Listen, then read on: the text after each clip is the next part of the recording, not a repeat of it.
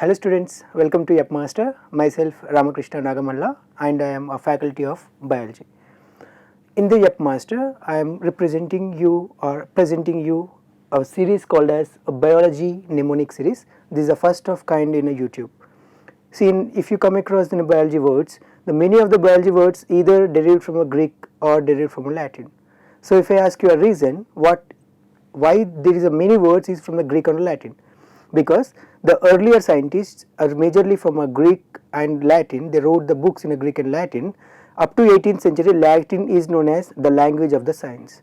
Now, as already books were written, we cannot alter the books. If so, all the meanings were going to be changed. So we are using the Greek and the Latin words in our biology from there onwards. So some of you see the Latin, the Greek has become part of biology. When we say the biology word, the biology itself is a Greek. So we don't have any other alternative apart from that remembering in a Greek and Latin. But it might feel difficult to remember the Greek and Latin words which you are not familiarized with. So is there any option? And if you are writing for a NEET, you have to remember many words in a biology which would be otherwise difficult if you don't have any other alternative plan. So is there any alternative plan? Yes, it is. That is known as a mnemonics. The mnemonics is an easy way to remember the things which would be otherwise difficult to remember.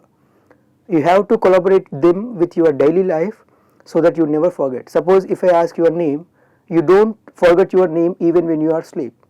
And if I ask your parents' name and the grandfather name, the same thing goes with that also. But as soon as when I ask some of the term in a biology, when you are asleep, then you will be with a blank face because you are not relating the term within your daily life. So the mnemonics will relate them within daily life so that you can remember easily. So in our first video, I am going to explain about the WBC, types of WBC. Within the type of WBC, there are different types of WBCs there. How you will remember that? See, first one is WBC is a colorless. Why WBC is a colorless? Because WBC do not have a respiratory pigment which is known as a hemoglobin. Hemoglobin is the one which gives the red color to the RBC. As a hemoglobin is absent in this, what we will call it as a colorless. And when you take the lifespan of the WBC is only 1 to 15 days, that is a shorter lifespan. Then count, if you take, it's around 6000 to 8000 per millimeter cube. It's formed in bone marrow, lymph and then spleen.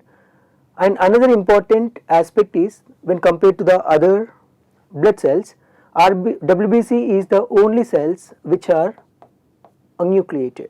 There are different types of WBC. The WBCs were classified based on the presence or absence of the granules. See, these all dark color structures which is present here, these are known as the granules. A small spherical structures which are present in these cells are known as granules. If the granules were present, they are called as granulocytes.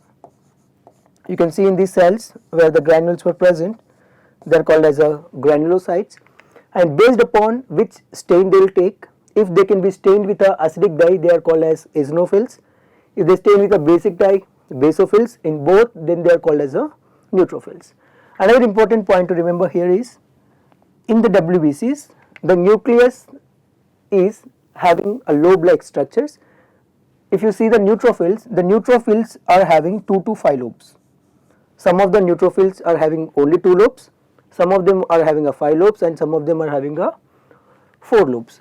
These lobes are interconnected by chromatin material. The lobes were interconnected by chromatin material. This is a question which is asked in AIIMS. The lobes were interconnected by chromatin materials. As the number of lobes can be varies, these neutrophils are best described as polymorphonuclear bodies, because number of lobes will be varying. So morphologically they are vary, depends upon the number of lobes present. They are called as PMN bodies.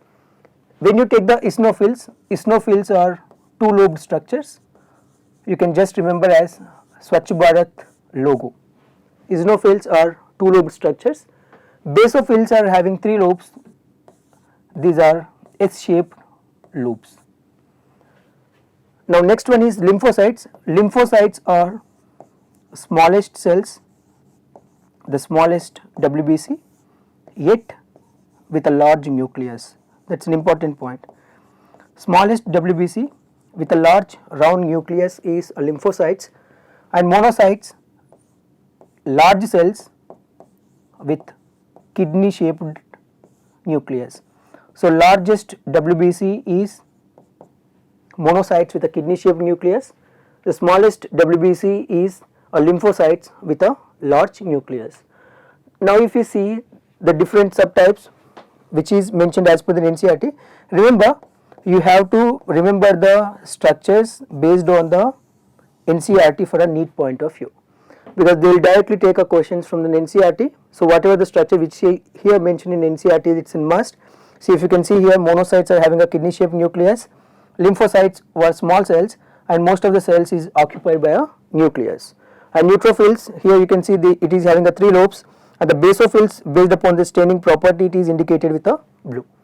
Now next important point, see in an NCERT, the type of the cells, their percentage and their functions is represented in a very zigzag manner. In order to remember in a easy manner, you have to sort out the things. So I have sorted out the NCERT points over here into the tabular column, so that it would be very easy for you to remember.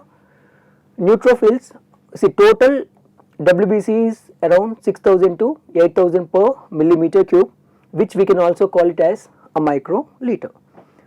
Within this 6000 to 8000 WBCs, all these 5 types were present. In this, 60 to 65 percentage is of neutrophils, basophils are 0.5 to 1 percentage, monocytes were 6 to 8 percentage, eosinophils 2 to 3 percentage, lymphocytes were 20 to 25 percentage.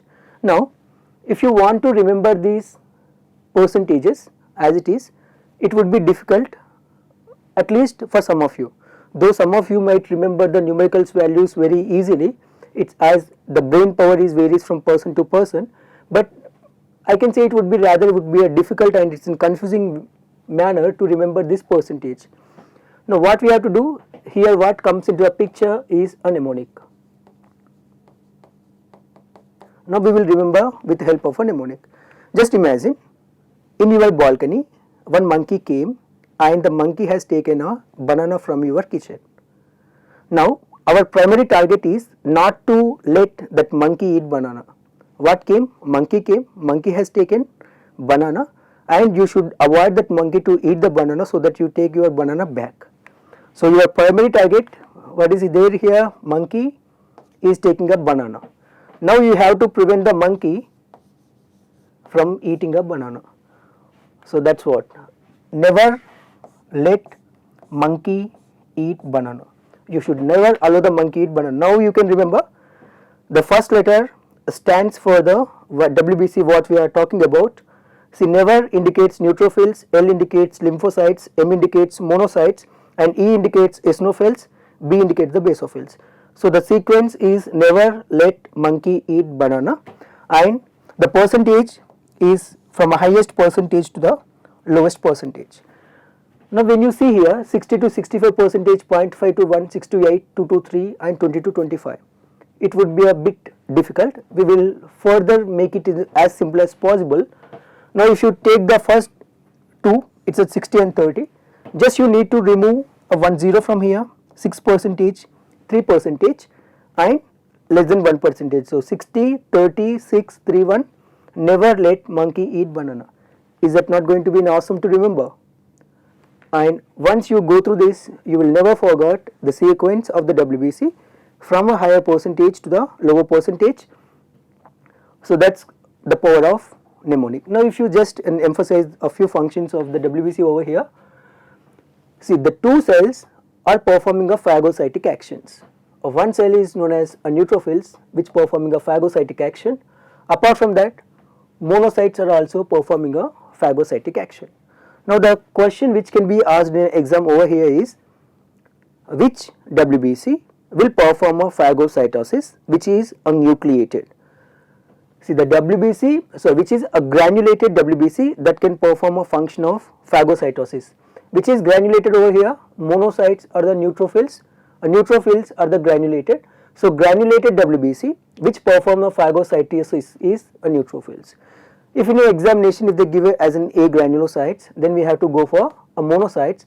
These are A granulocyte which perform the phagocytosis. Now if the monocytes were entered into the tissues, depends upon the place, they are having a different name. If monocytes were entered into the tissues, they were called as macrophages. Monocytes which enter into the tissues are known as a macrophages. The next one, basophils. These releases the substances such as histamine, serotonin and vasopressin. Histamine will mediate the allergic reactions. Serotonin is the vasoconstrictor. Heparin is vasodilator which increases the diameter of the blood vessels. Serotonin will constrict the blood vessels. The next one is eosinophils. Eosinophils mediate the infections. Lymphocytes, they produces the antibodies. See, lymphocytes are of two types, B lymphocytes and T lymphocytes. Within the B and T lymphocytes, the B lymphocytes will produces antibodies. Again is the foreign antigens which is entered into the body. The next one, T cells will help in the activation of the B cells, and it also helps in the killing of the pathogens by activating the B cells in a direct manner or indirect manner, or the T cells can also kill the pathogens in a direct manner. So that is about today's session, that is the series 1 in a series of the biology mnemonics, the lecture 1. In next lecture we will come with another exciting mnemonic to be remember. Thank you, and please be subscribed to YEP TV so that you can get all the videos what we are uploading. Thank you.